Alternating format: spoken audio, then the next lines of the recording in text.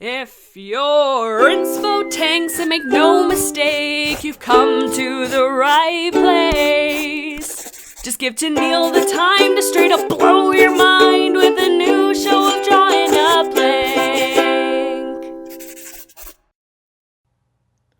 Hey everyone, welcome back to Drawing a Blank. With only a week and a half left before the last book of Vision of Shadows comes out, it's time to draw some Vision of Shadows art and get hyped! This video will have some light spoilers for the first 5 books in the arc, so be warned.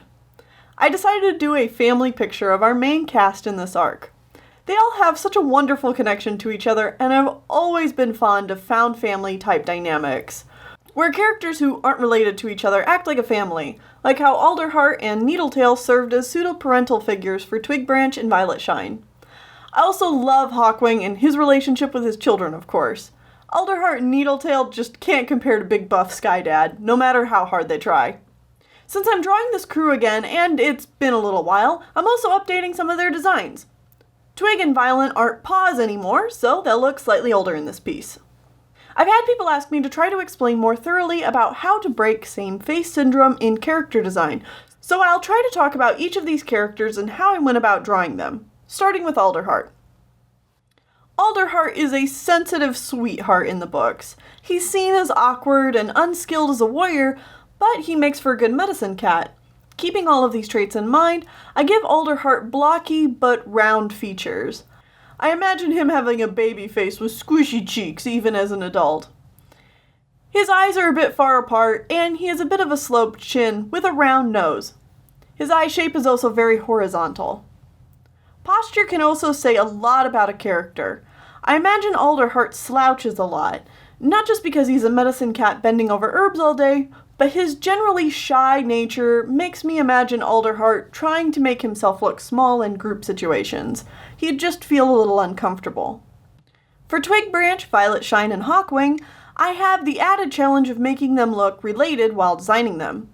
Twigbranch has her father's head shape, round on top and squared at the bottom. Twigbranch's personality and name make me see her as more long-limbed and gangly. Twigbranch has large, friendly eyes and more pointed ears. Those come from her mother's side. While Twigbranch is long and leggy, Violet Shine is stockier. This helps visually contrast the two sisters. Both grew up in very different circumstances, and that affected how they grew up and see the world. And seeing that kind of difference in their body types helps identify them as having different life experiences. In many ways, Violet Shine is almost more like her father, even though the books say that Twigbranch looks more like him.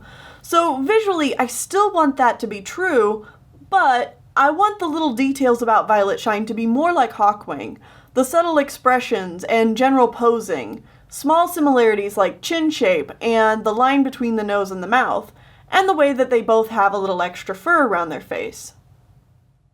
For Hawkwing, he's a big guy with a big heart, but also kind of a dunce. So his head is wider on the bottom and smaller on the top, hopefully communicating his brawn over brain personality. And lastly, we've got Needletail, their badass guardian angel. Needletail is a pointy gal. Nearly everything about her ends in a sharp point. So a lot of her basic shapes are diamonds and triangles. Even though she's reformed now, I can't imagine her looking any different, except happier and more at peace than she was in life. All of these characters have very distinct personalities, and it's my goal to make their designs just as distinct, and communicate the idea of their personalities just by looking at them. And this is all before going into coloring.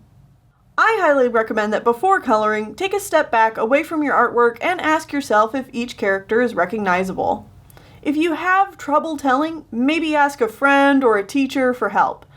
If you know the characters are looking a little bit more samey than you want, ask yourself, what is this character's defining personality traits, and how can I get that across in their design?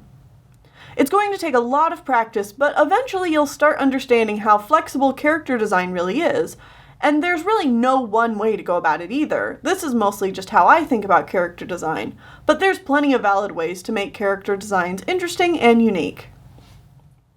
Now we can finally move on to the coloring. I've drawn all these characters before, but now I can go into some of my original thought process for the colors I chose and also go over a few changes I've made since last drawing them. Starting with Alderheart again. He is a very bright cherry red-orange boy! Long live Red Alderheart! In all seriousness, I don't care how you design your own Alderheart, but it just makes the most sense to me that Alderheart is a dark ginger / red tabby rather than brown. Although pink Alderheart is also very valid and I love him. There's already way too many brown tabbies in Warriors. Tiger Star, Bramble Star, Leaf Pool, Tiger Heart Star, Hawk Frost, and numerous other side characters, and making them all stand out from each other is already quite a bit of a headache. So that's 1 point for red. Of course, there's also the fact that Alder is a tree known for its very red bark, so logically it would make sense that Alderheart would be named after this. On top of all that, we're going to go a bit semi-speaks here and talk about how from an analytical standpoint, there's really no good symbolic reason to make Alderheart a Bramble Star or Tiger Star clone. For Bramble Star, a good chunk of his character is centered around this Tiger Star clone-esque status, and for Tiger Heart Star, well, he's literally named after Tiger Star, so I don't think the symbolism is lost on anyone. Alderheart, however, looking like another Tiger Star clone, would be devoid of pretty much any meaning.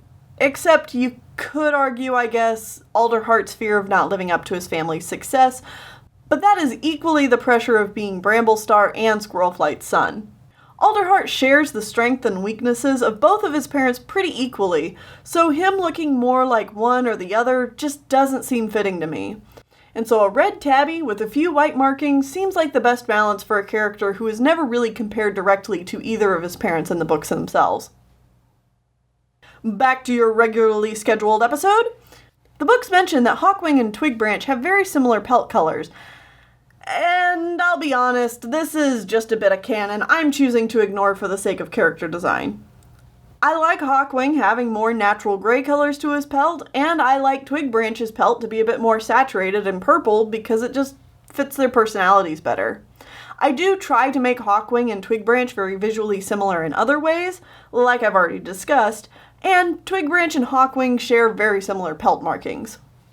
For Violet Shine, I'm updating her design with a few key changes.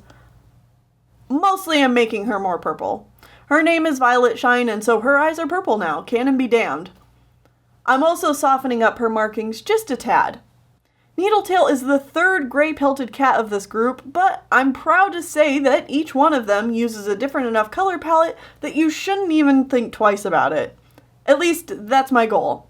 While Twigbranch and Needletail even share the same eye color, you shouldn't be confused by looking at these two characters. Twigbranch's gray is more purple, while Needletail's is more green. Using grays with a bit of color in them is almost always better than going for straight grayscale, in my opinion. You get a bit more life and personality with that slight hue, and it gives you a broader range of color to work with. Anyway, I hope this was all informative and helped those of you who have been asking me to cover more character design basics. I try to put a lot of thought into my Warriors designs, and everyone has their own way of thinking about these characters. I hope you enjoyed the window into how I go about it. Vision of Shadows has been an arc with a lot of ups and downs that I won't go into here, but I've really enjoyed this arc for the most part, and these new characters have been some of my absolute favorite parts of it. I'm excited to see how their story ends in Raging Storm, and please remember to not talk about spoilers for the book here for at least a few weeks after the book's release.